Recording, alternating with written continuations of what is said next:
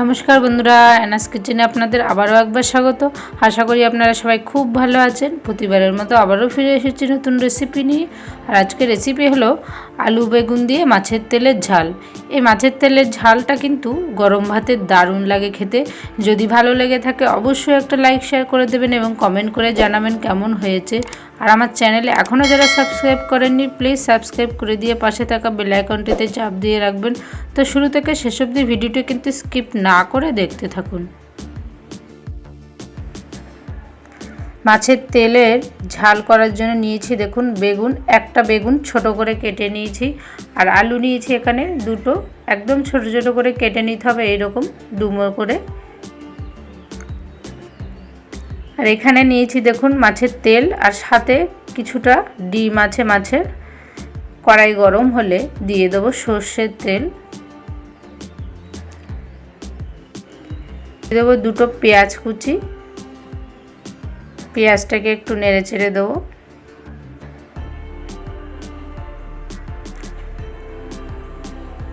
এরপরে আলুটা দিয়ে দেবো। পেঁয়াজটা কিন্তু নেড়ে চেড়েই আলুটা দিয়ে দেবো। পেঁয়াজটা বেশি ভাজতে গেলে কিন্তু আলুর সাথে পরে পুড়ে যাবে। এবার দিয়ে দেবো বেগুনটাও। আলু বেগুনটা এবার নেড়ে চেড়ে নেব। এই মাছের তেলের ঝাল করার জন্য কিন্তু শুধু বেগুন দিয়েও ভালো লাগে খেতে। এখানে আলু বেগুন দিয়ে আমি করছি। দিয়ে দিলাম স্বাদ মতো নুন আর 1 চামচ হলুদ গুঁড়ো। নুন হলুদ দিয়ে এবার একটু নেড়ে চেড়ে দেবো। অনেক সময় রুই মাছ বা কাতলা মাছের তেলটা আমরা ফেলে দিই।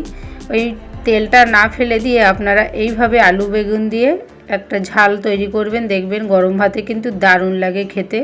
খুব বেশি তেল মশলাও প্রয়োজন হয় না। দিয়ে দিলাম কাঁচা লঙ্কা কুচি। ঝালটা আপনারা পছন্দ অনুযায়ী দিয়ে দেবেন। কাঁচা লঙ্কার পরিবর্তে আপনারা শুকনো লঙ্কার গুঁড়োও দিতে পারেন। আমি এখানে কিন্তু সামান্য একটু শুকনো লঙ্কার গুঁড়োও অ্যাড করলাম, কারণ মাছের তেলের ঝাল করতে একটু শুকনো লঙ্কার গুঁড়ো না দিলে কিন্তু ভালো লাগবে না। আর 1 চামচ জিরের গুঁড়ো সামান্য পরিমাণে জল দিয়ে একটুখানি কষিয়ে নিতে হবে।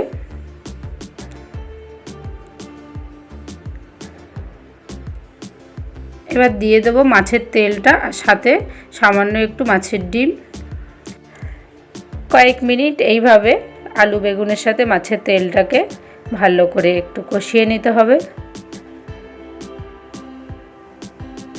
আমার চ্যানেলে যারা নতুন প্লিজ সাবস্ক্রাইব করে দিয়ে পাশে থাকা বেল আইকনটিতে চাপ দিয়ে রাখবেন, যাতে নেক্সট যখনই রেসিপি দেবো সেটা আপনাদের কাছে নোটিফিকেশনে পৌঁছে যাবে।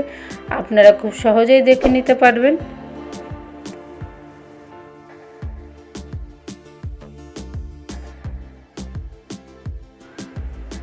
ভালোভাবে কষে গেলে দিয়ে দেবো পরিমাণ মতো জল। অল্প জলই দেবো, বেশি জল দেবো না, যেহেতু এটা কিন্তু একদম মাখা মাখা হবে।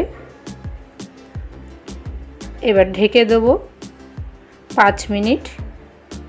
5 মিনিট পর ফিরে এসেছি। এবার দেখে নেব আলুটা সেদ্ধ হয়েছে কিনা।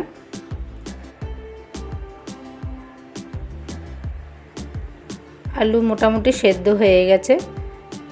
এইভাবে কয়েক মিনিট আবারও নেড়ে চেড়ে মাছের তেলটা কিন্তু নামিয়ে নিতে হবে। এটা কিন্তু পুরোপুরি মাখা মাখা হবে, কোনো রকম জল থাকলে কিন্তু খেতে ভালো লাগবে না।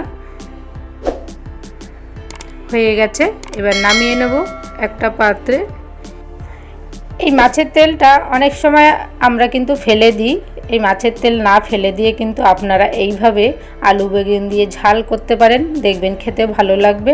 এই রেসিপিটা আপনারা বাড়িতে কিন্তু অবশ্যই একবার হলেও ট্রাই করবেন। আর যদি ভালো লেগে থাকে অবশ্যই একটা লাইক শেয়ার করে দেবেন এবং কমেন্ট করে জানাবেন কেমন হয়েছে। আর আমার চ্যানেলে নতুন যারা প্লিজ সাবস্ক্রাইব করে দিয়ে পাশে থাকা বেল আইকনটিতে চাপ দিয়ে রাখবেন, যাতে নেক্সট যখন রেসিপি দেবো সেটা আপনাদের কাছে নোটিফিকেশনে পৌঁছে যাবে। আপনারা খুব সহজেই দেখে নিতে পারবেন। সুস্থ থাকবেন, ভালো থাকবেন। আবারও দেখা হচ্ছে নেক্সট রেসিপি নিয়ে। প্লিজ আপনারা অবশ্যই পাশে থাকবেন। ধন্যবাদ।